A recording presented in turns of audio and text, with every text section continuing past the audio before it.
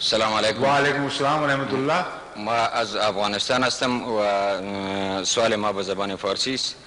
سوال اول ما، آیا یک شخص که کاملا مسلمان یعنی به احکام خداوندی و حدیث نبوی عمل میکند و به جمعیت اسلامی احمدیه هم دست نباشد، آیا به نظر شما در صفت مسلمان مکمل قرار نمیگیرد؟ و سوال دوم ما، آیا با کدام شواهد قرآنی بعد از حضرت محمد صلی الله علیه و سلم حضرت امام میرزا غلام محمد خلیفه تعیین گردیده است؟ Yes, Naeem, what is the Yes. translation, please? He has two questions. His first question is, if a person being from Islamic Ummah offers prayers, obey all the rules of Islam, and does everything as Muslims do, but he is not Ahmadi or not a member of Ahmadiyya, according to your faith, What will be his position? whether he is a Muslim or not? And second question? The first. According to our belief, anyone who calls himself to be a Muslim has the right to call himself a Muslim. And no one has a right to declare him a non-Muslim against his own profession. This is what I have learned from the Holy Quran. The Holy Quran speaks of munafiqeen and tells Hazrat Rasulullah sallallahu alaihi wasallam that munafiqeen bear witness to your truth. Annaka Rasulullah. Wallahu yashhadu annaka Rasulullah. Wallahu ya'lamu annaka Rasulullah. Wallahu yashhadu anna al-munafiqeen laqazibun. Allah knows better than anybody else that you are His prophet. Yet these munafiqeen who declare you are Allah's Rasul, they are liars. They don't believe you to be Allah's Rasul.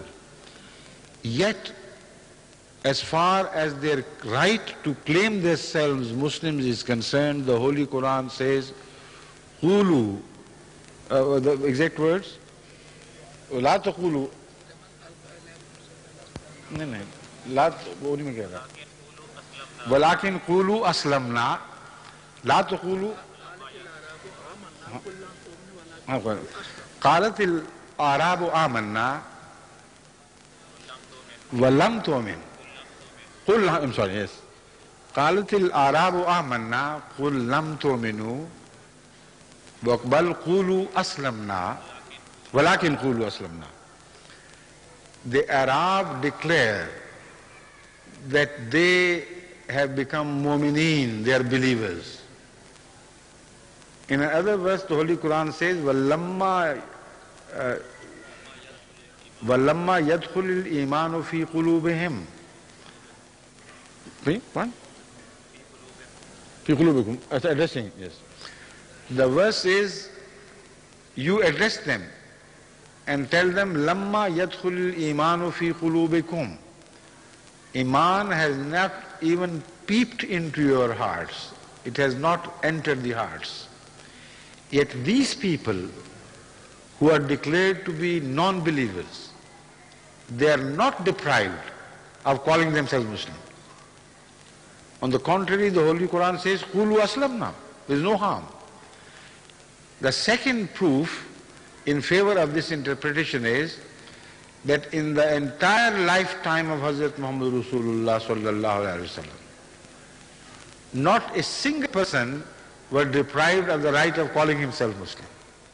Never once.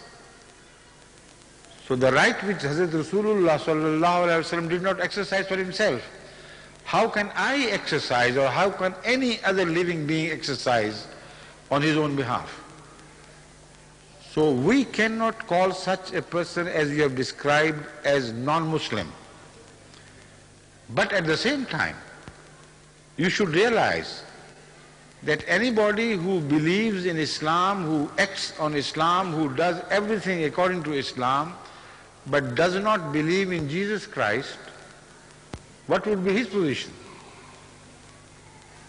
If he does not believe in Jesus Christ, his time is over.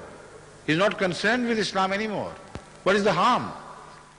Yet even if he rejects a single prophet of God in the sight of Allah, he is not a Muslim, true Muslim at all. He may continue to call himself whatever he likes. But if there is an Imam appointed by God, everybody must accept him. If he does not, whether the followers of the Imam call him a Muslim or non-Muslim, it is irrelevant. Because Allah will not accept anyone's faith if he has sent an Imam himself and someone dares to reject him. The question has a big if, of course. If we are right in believing in Imam Mahdi to be the Imam appointed by God, anyone who rejects, God will not be happy with him. God will not favor him. Because anyone who rejects the Imam appointed by God, how can Allah love him? So this is the answer to the first part of your question. And the second is?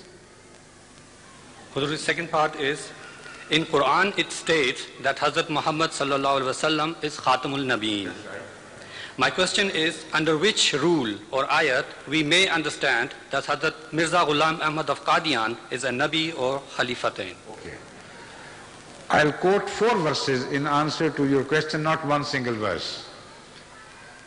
Number 1, وَمَنْ يُطِعِ اللَّهَ وَالرَّسُولَ فَأُولَٰئِكَ مَعَ الَّذِينَ أَنْعَمَ اللَّهُ عَلَيْهِمْ. مَنْ يُطِعِ اللَّهَ وَالرَّسُولَ. What will happen to them?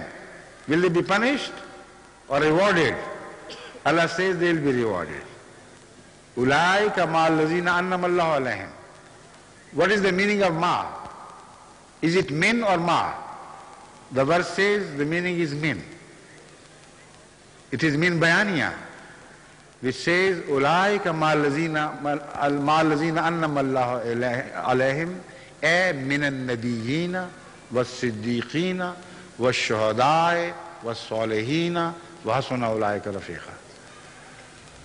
So all those who follow Muhammad Rasulullah sallallahu alaihi wasallam and Allah, no reward is withheld from them. This is the verdict of this verse. How can you take it away from the Quran? And the second is Misaqun Nabiyyin. There is a verse in the Holy Quran which speaks of Misaqun Nabiyyin. And that Misaq was taken from all the prophets of Allah before Hazrat Rasulullah sallallahu alaihi wasallam. And that Misaq said, now that the book has come to you, if prophets of Allah come after you, you are bound to believe in them, you are bound to support them. If they say the same things which you have been saying, if they do not contradict your faith, then you are bound to support them. This is called Misaqun Nabiyyin.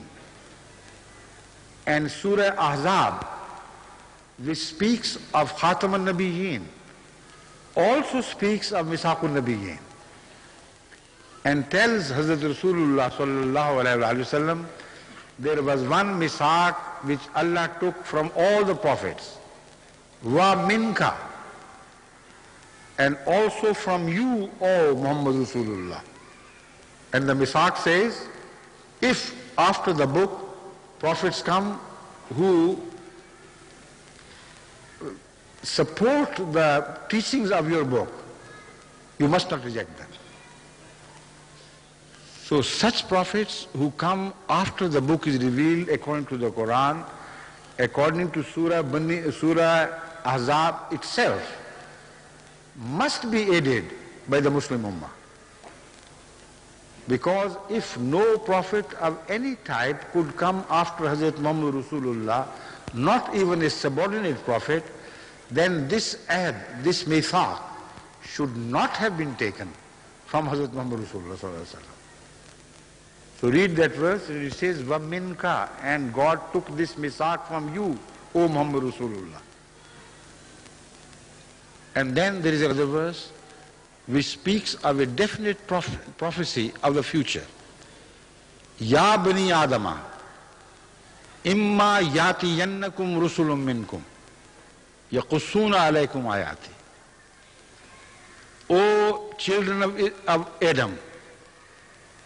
Now the word yatiyannakum uses noon saqila, which means something which is bound to happen.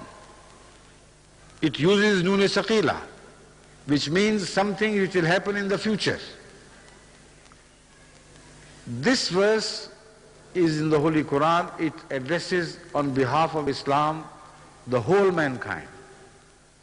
And it says, Ya bani Adama, imma yatiyannakum rusulum minkum yaqussuna alaykum ayati. And the rest I don't remember, but the meaning is, then whosoever will believe and do good deeds, his reward will be with Allah. So what sort of prophets are mentioned? If no prophet of any form can come.